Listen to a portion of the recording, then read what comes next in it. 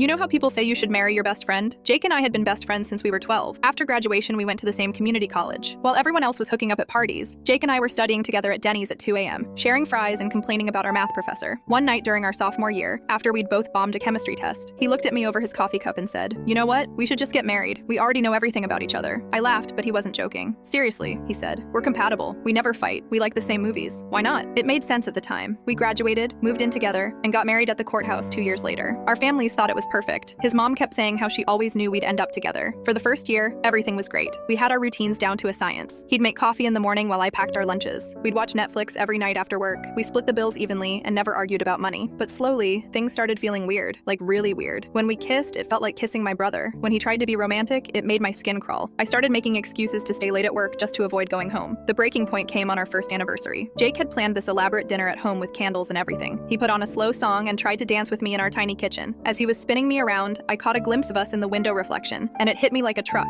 We looked like siblings playing house. I pulled away and told him I needed some air. I walked around our neighborhood for 2 hours, and when I came back, I found him on the couch looking devastated. He knew. We both knew. "This isn't working, is it?" he said quietly. I shook my head. "We're amazing friends, but we're terrible at being married." The worst part was telling our families. His mom cried for 3 hours straight. My dad kept asking if we tried counseling, as if that would magically make us attracted to each other. But here's the twist that nobody saw coming. 6 months after our divorce, Jake started dating Amy, this girl from his work. I was happy for him, genuinely. We met up for coffee to catch up, and he seemed lighter somehow, more himself. As we were talking, Amy walked in to pick him up. She came over to our table and Jake introduced us. "This is my ex-wife," he said, and I watched Amy's face go through about 50 different emotions. But then she smiled and said, "Oh, you're the one he's always talking about. He says you're like the sister he never had." I started laughing so hard I almost spit out my coffee. "That's exactly the problem," I said. "We were trying to be married when we should have just stayed siblings." Amy looked confused until Jake explained everything. Then she started laughing too. "So you guys got divorced because you were too close?" "Pretty much," I said. Now, 3 years later, Jake and Amy are engaged. I'm in their wedding party, and we all hang out together like one big weird family.